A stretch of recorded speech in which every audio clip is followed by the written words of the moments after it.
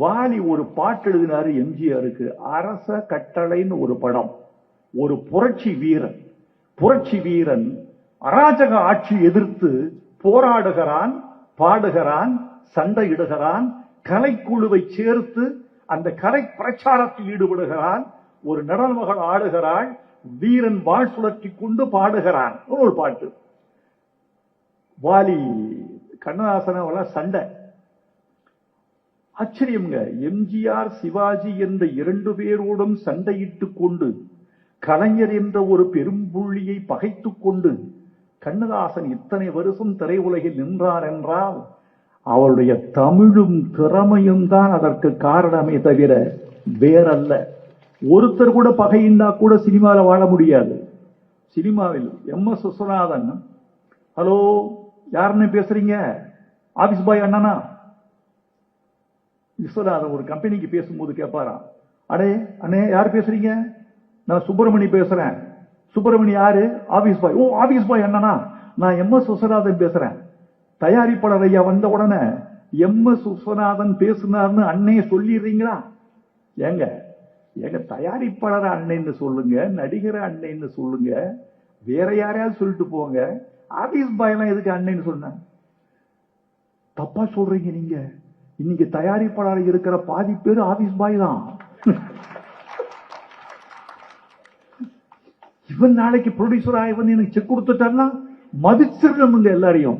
இப்படி எல்லாரையும் மதித்தால்தான், புகழ்ந்து பேசினால்தான், பலபட பாராட்டினால்தான், விதந்து சொன்னால்தான் திரை உலகில் ஓர் இடம் கிட்டும் என்று கருதி கொண்டிருந்த சினிமாவில் நான் தான் என்று இருந்த சுதந்திர மனிதன் கண்ணதாசன். அரச கட்டளைக்கு கொண்டு போனாரு. வாலி பாட்டு எழுதிட்டு எம்ஜிஆர் ஷூட்டிங்ல இருந்தாரு. என்ன வாலி பாட்டோட வந்துட்டீங்கன்னா? பாட்டை படிச்ச உடனே எம்ஜிஆருக்கு வந்த கோபம் கொஞ்ச நஞ்சம் இல்லையா. அப்படி கோபிச்சு நான் பார்த்ததில்லைன்னு சொன்னார் வாலி. ஏன்? முகம் ஏற்கனவே எம்ஜிஆர் முகம் சிவந்த முகம், ரோஜா பூவுல குங்குமம் அடிச்ச மாதிரி அந்த சிவந்த முகம் மேலும் சிவந்து போச்சான். என்னையா நினைச்சுக்கிட்டு இருக்கிற? என் பொழப்ப கெடுக்க பாக்குறீரா? உங்ககிட்ட இருந்து வாழ்த்து வரும்னு பார்த்தா வசை வருது. இப்படியா பாட்டு எழுதுறது? எடுத்துட்டு போயா. என்ன நீ எழுதிட்டேன்? போயா எடுத்துட்டு போயா. போயிட்டாரு. அண்ணே இவ்வளவு நீங்க வாலிய கோவிச்சதே இல்லை. அப்படி என்னன்னு எழுதிட்டாரு? என்னையா பாட்டு எப்படி எழுதிருக்காரு? ஆண்டவன் கட்டளையின் முன்னாலே உன் அரச கட்டளை என்ன ஆகும் எழுதியிருக்காரு. ஆண்டவன் கட்டளை சிவாஜி படம் நடந்துகிட்டு இருக்கு, அரச கட்டளை எம்ஜிஆர் படம் நடந்துகிட்டு இருக்கு. இவர் என்ன பண்ணாரு? அராஜகம் செய்கிற அரசனை பார்த்து எழுதுறாரு, ஆண்டவன் தான் எங்களுக்கெல்லாம் அரசன், நீ யார்ங்கிற பொருள்ல நல்ல பொருளில் தான் எழுதியிருந்தார் வாலி. ஆண்டவன் கட்டளை முன்னாலே உன் அரச கட்டளை என்ன ஆகும், ஆண்டவன் உன்னை வீழ்த்தி விடுவான் என்று பொருள்பட எழுதியிருக்கிறார் வாலி. ஆனால் நிலைமை வேற. புரொடக்ஷன்ல என்ன இருக்குன்னு தெரியாதவன் போயிட்டா இருக்க முடியாதங்க. நிகழ்காலம் பூரா தெரியணும்.